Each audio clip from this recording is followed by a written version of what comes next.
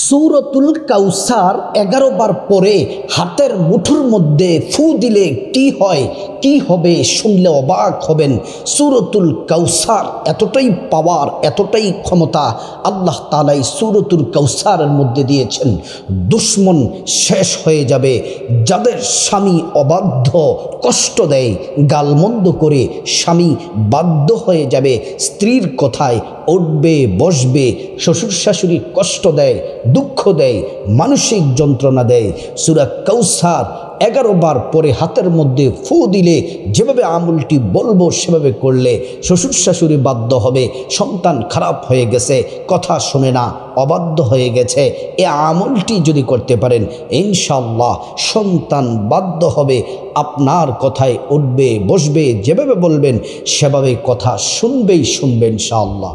প্রিয় মা ও বোনেরা, সূরাতুল কাউসার হলো কোরআন শরীফের সব থেকে ছোট্ট সূরা।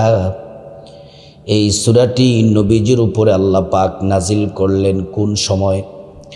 নবীজি যখন কঠিন বিপদের মধ্যে পড়ে গেলেন, মক্কার কাফেররা নবীজিকে থুতু দেয়, লেজ কাটা নির্বংশ বলে গালি দেয়। নবীজিকে শারীরিক মানসিক নির্যাতন যখন বাড়িয়ে দিল, নবীজির চাচা, নবীজির গার্ডিয়ান, নবীজির চাচা আবু তালেব ইন্তেকাল করলেন। ইন্তেকাল করার পরে মক্কার কাফেরদের সাহস বেড়ে গেল। নবীজির চাচা আবু তালেব মারা যাওয়ার কয়েকদিন পরেই নবীজির প্রিয়তমা স্ত্রী আমাদের আম্মা জান খাদিজা রাদিয়াল্লাহু আনহা তিনি মারা গেলেন। নবীজির চাচাও নেই, নবীজির প্রিয়তমা স্ত্রীও নেই। মক্কার কাফেররা বলে মুহাম্মদ নির্বংশ। মুহাম্মদ নিয়ে আবু জাহল উতবা সাহেবারা বলে মুহাম্মদকে নিয়ে তো কথা বলো না, মুহাম্মদ হচ্ছে নির্বংশ।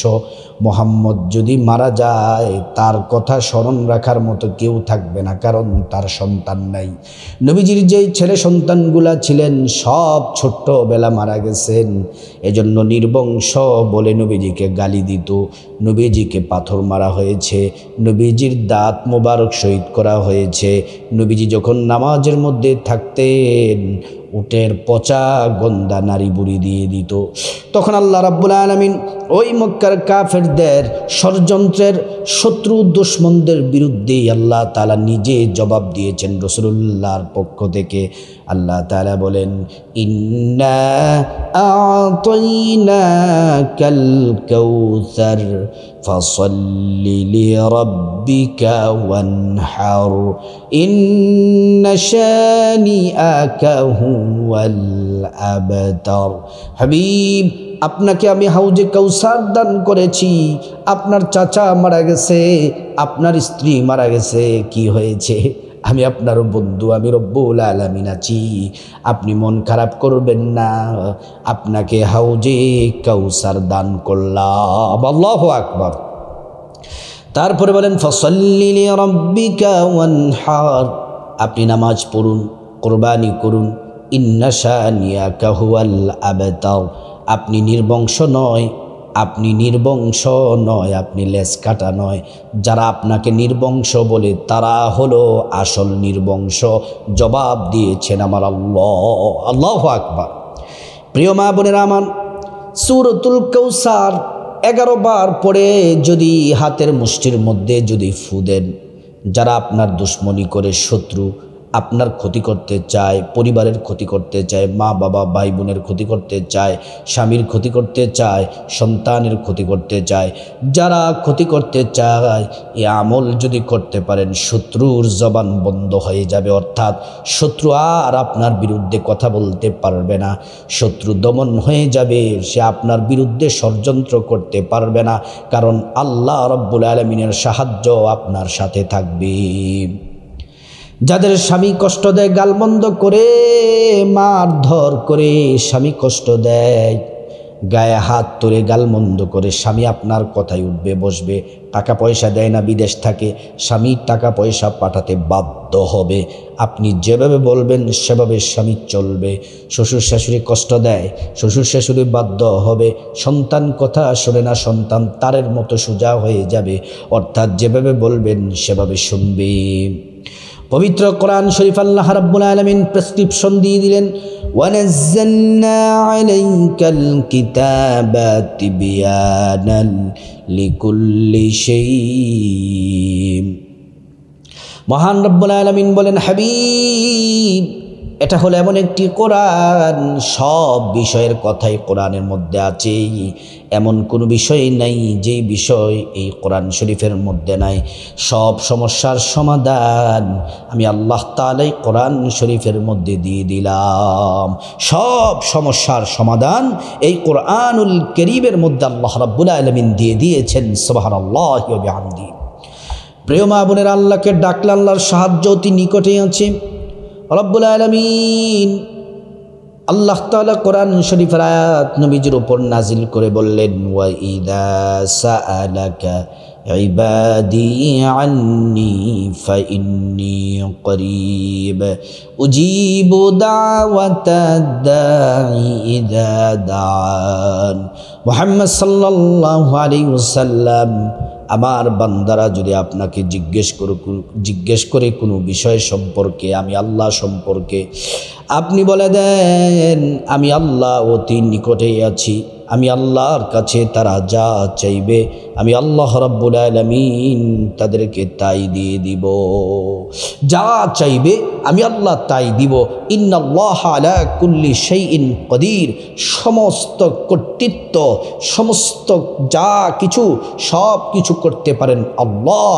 আল্লাহ তিনি হচ্ছেন চিরঞ্জীব, সব কিছু নিয়ন্ত্রণ করেন।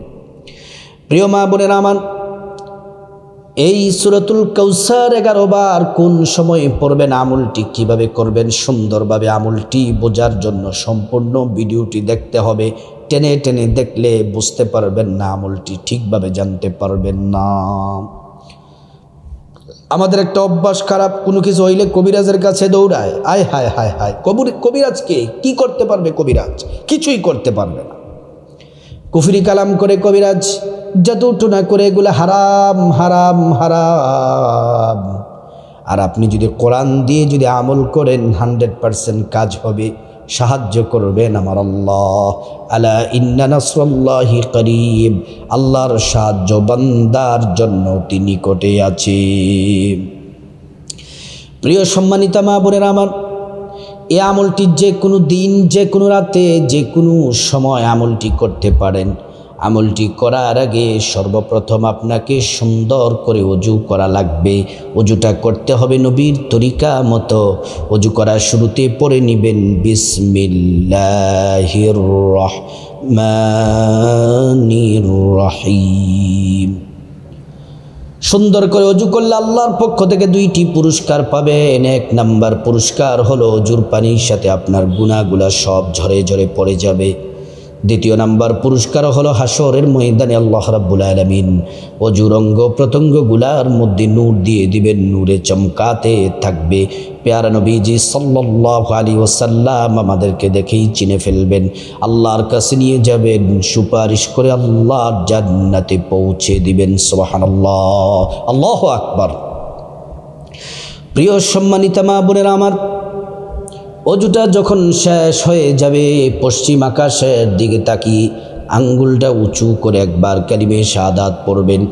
আশহাদু আল্লা ইলাহা ইল্লাল্লাহু ওয়াহদাহু লা শারীকা লাহু ওয়া আশহাদু আন্না মুহাম্মাদান আবদুহু ওয়া রাসূলুহু। কালিমে শাহাদাত পড়লে কি হবে? আল্লাহ রাব্বুল আলামিন জান্নাতের ফেরেশতাদেরকে বলেন, ও জান্নাতের ফেরেশতারা, জান্নাতের গেটগুলা খুলে দাও, দরজাগুলা খুলে দাও। আমার বান্দারা যে দরজা দিয়ে মনে চায় সেই দরজা দিয়ে জান্নাতে প্রবেশ করবে আর জান্নাতের নাজ নিয়ামত ভোগ করবে। সুবহানাল্লাহ, আল্লাহু আকবার। সম্মানিতা মা বোনেরা আমার, তারপর আপনারা আপনাদের জামাটা, শরীরটা যেন পবিত্র থাকে। একটা জায়নামাজ বিছিয়ে নেবেন। জায়নামাজটা বিছিয়ে সর্বপ্রথম 2 রাকাত আল্লাহ সন্তুষ্টির জন্য নফল নামাজ পড়বেন। যে কোনো সূরা দিয়ে পড়তে পারেন, ছোট্ট সূরা দিয়ে পড়লেও হবে, কোনো সমস্যা নাই। নফল নামাজ যেভাবে পড়েন, সুন্নত নামাজ যেভাবে পড়েন ঠিক সেভাবে পড়বেন। শুধুমাত্র নামাজের নিয়তটা শুধু নফল নামাজের নিয়ত করবেন। প্রিয় মা বোনেরা আমার, নামাজ শেষ করার পরে তারপরে যে নামাজের মধ্যে বসে যাবেন, বসে 1 নাম্বার হলো, ভালো করে শুনুন, খেয়াল করুন 1 নাম্বারে কি পড়বেন। 1 নাম্বারে প্যারা নবীজি সাল্লাল্লাহু আলাইহি ওয়াসাল্লামের প্রতি প্রেম মোহাব্বত ভালোবাসা নিয়ে নবীজির প্রতি 11 বার দুরূদ শরীফ পড়বেন, ছোট্ট মর্যাদাপূর্ণ দুরূদ। সাল্লাল্লাহু আলাইহি ওয়াসাল্লাম, সাল্লাল্লাহু আলাইহি ওয়াসাল্লাম, সাল্লাল্লাহু আলাইহি ওয়াসাল্লাম। প্রিয় মা বোনেরা আমার, একবার যদি দুরূদ পড়েন 10টি গুনাহ মাফ হয়ে যায়, 10টি নেকি পাওয়া যায়, 10টি মর্যাদা আল্লাহ পাক বাড়িয়ে দেন। হাশরের ময়দানে নবীজি শাফায়াত করবেন, নিজ হাতে হাউজে কাউসারের পানি পান করাবেন, আল্লাহর জান্নাতে নিরাপদে পৌঁছে দিবেন। সুবহানাল্লাহ, আল্লাহু আকবার। প্রিয় মা বোনেরা আমার, তারপরে আপনারা 2 নম্বর আমল হলো, নবী যে আমলটা প্রত্যেক দিন করতেন আমরাও করব। এই আমলটা হলো 11 বার ছোট্ট একটি ইস্তেগফার পড়বেন। 11 বার ছোট্ট একটি ইস্তেগফার পড়বেন। ইস্তেগফারটি হলো আস্তাগফিরুল্লাহ ওয়া আতুবু ইলাইহি, আস্তাগফিরুল্লাহ ওয়া আতুবু ইলাইহি, আস্তাগফিরুল্লাহ ওয়া আতুবু ইলাইহি। এই ইস্তেগফারটি যদি 11 বার পড়েন 5টি পুরস্কার আল্লাহ পাক দিবেন। 1 নাম্বার জীবনের গুনাহগুলা মাফ করে দিবেন। 2 নাম্বার টাকা পয়সা ধন দৌলত রিজিক খাবার দাবার দিয়ে আল্লাহ পাক ধনী বানিয়ে দিবেন। 3 নাম্বার নেক সন্তান দান করবেন। 4 নাম্বার জান্নাতে প্রবেশ করাবেন। 5 নাম্বার জান্নাতের নহর থেকে শরবত পান করাবেন। প্রিয় মা বোনেরা আমার, ভালো করে শুনুন। 3 নাম্বার আমল হলো সূরা কাউসারটি যদি শত্রু থাকে, যদি তাকে শত্রুকে যদি চিনেন, তার নামটা স্মরণ করে যে আল্লাহ অমুক ব্যক্তি আব্দুল করিম, আব্দুল জব্বার, আব্দুল রহিম আমার শত্রুতামি করে, আমার দুশ্মনী করে, এটা তার কথা স্মরণ করে হাতটা কীভাবে মুষ্টিবদ্ধ করবেন। হাতটাকে মুষ্টিবদ্ধ করে আল্লাহর উপর ভরসা করবেন যে আল্লাহ আপনি সাহায্য করেন, শত্রুর হাত থেকে আমাকে রক্ষা করেন, শত্রু যেন কোনো ক্ষতি করতে না পারে, আমার পরিবারের কোনো ক্ষতি করতে না পারে। আর যাদের স্বামী কষ্ট দেয়, দুঃখ দেয়, মারধর করে, গালমন্দ করে, স্বামী টাকা পয়সা দেয় না, দূরে থাকে, অন্য নারীর প্রতি আসক্ত, স্বামীকে বাধ্য করার জন্য স্বামীর কথা স্মরণ করে হাতটা এইভাবে মুষ্টিবদ্ধ করবেন। শ্বশুর শাশুড়ি যদি কষ্ট দেয়, শ্বশুর শাশুড়ির কথা মনে করে তাদেরকে স্মরণ করে আল্লাহর প্রতি পূর্ণ ভরসা রেখে হাতটা এভাবে মুষ্টিবদ্ধ করবেন। সন্তান যদি অবাধ্য হয়ে যায়, সন্তানের কথা চিন্তা করে এভাবে হাতটা মুষ্টিবদ্ধ করবেন। যার জন্য আমলটা করবেন তার কথা চিন্তা করে হাতটা এইভাবে মুষ্টিবদ্ধ করবেন। তারপর সূরা কাউসার 11 বার পড়বেন এভাবে, আউযু বিল্লাহি মিনাশ শাইতানির রাজীম, বিসমিল্লাহির রহমানির রহিম, ইন্না আ'তাইনাকাল কাউসার ফাসাল্লি লিরাব্বিকা ওয়ানহার, ইন্না শানিআকা হুয়াল আবতার। বিসমিল্লাহির রহমানির রহিম বলে ফু দিবেন, একবার পরে একবার ফু দিবেন। তারপর আবার পড়বেন বিসমিল্লাহির রহমানির রহিম, ইন্না আ'তাইনাকাল কাউসার ফাসাল্লি লিরাব্বিকা ওয়ানহার, ইন্না শানিআকা হুয়াল আবতার। বিসমিল্লাহির রহমানির রহিম 11 বার পড়ে 11টি ফু দিবেন।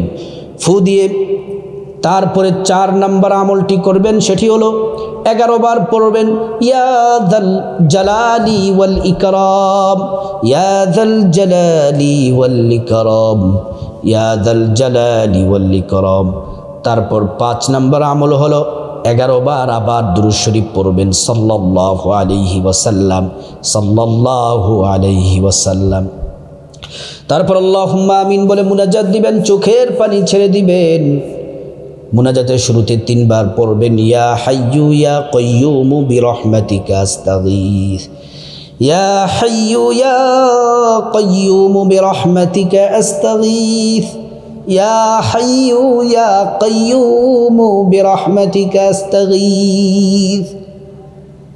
প্রিয় মা বোনেরা আমার, এই দোয়াটি 3 বার পড়ার পরে তারপর সর্বপ্রথম আল্লাহর কাছে আপনার গুনাহ মাফ চাইবেন। মা বাবা, ভাই বোন, স্ত্রী, ছেলে মেয়ে, আপনজন, আত্মীয় স্বজন সবার গুনাহ মাফ চাইবেন। আল্লাহ তাআলা প্রত্যেকের গুনাহগুলো মাফ করে দিবেন। তারপর আল্লাহ রাব্বুল আলামিনের কাছে আপনি টাকা পয়সা, ধন দৌলত, রিজিক, খাবার দাবার আল্লাহ রাব্বুল আলামিনের কাছে চাইবেন। টাকা পয়সা, ধন দৌলত, রিজিক, খাবার দাবার, নেক হায়াত, নেক সন্তান, নেক পরিবার, পরকালে জান্নাত, যা কিছু আপনার প্রয়োজন আল্লাহকে বলবেন, আল্লাহ দোয়া কবুল করবেন।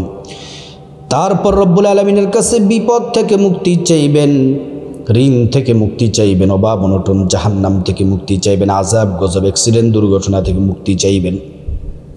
প্রত্যেকটা দোয়া আল্লাহ রাব্বুল আলামিন কবুল করবেন। তারপর রব্বুল আলামিনের কাছে আপনি খাস করে আপনি দোয়া করবেন, আল্লাহ আমার দুশমন আমাদের ক্ষতি করতে চায়, দুশমনকে আপনি দমন করে দেন, দুশমন যেন কোনো ক্ষতি করতে না পারে। আল্লাহ, দুশমন ধ্বংস হয়ে যাবে, দুশমন কোনো ক্ষতি করতে পারবে না। স্বামীটা অবাধ্য হয়ে গেছে, মারধর করে, গালমন্দ করে, টাকা পয়সা দেয় না, অন্য নারীর প্রতি আসক্ত। আল্লাহ, আমার স্বামী যেন আমাকে ভালোবাসে, পরিবারকে যেন ভালোবাসে। স্বামীকে বাধ্য করে দেন, স্বামী বাধ্য হয়ে যাবে। সন্তান বাধ্য হয়ে গেছে, আল্লাহ সন্তানকে বাধ্য করে দেন। শ্বশুর শাশুড়ি কষ্ট দেয়, শ্বশুর শাশুড়িকে বাধ্য করে দেন। এভাবে দোয়াটি করবেন। তারপর নিজের আম্মা আব্বা যাদের কবরবাসী হয়ে গেছে, আত্মীয় স্বজন যারা কবরবাসী, তাদের জন্য ক্ষমা চাইবেন। আল্লাহ তাআলা তাদেরকে ক্ষমা করে জান্নাতবাসী করে দিবেন। এই আমলটি প্রত্যেক সপ্তাহে একবার করবেন, প্রতি সপ্তাহে একবার। প্রিয় মা ও বোনেরা, এই শ্রেষ্ঠ আমলটি আমরা সবাই যেন সুন্দরভাবে করতে পারি। আল্লাহ রাব্বুল আলামিন আমাদের সবাইকে তৌফিক দান করুন।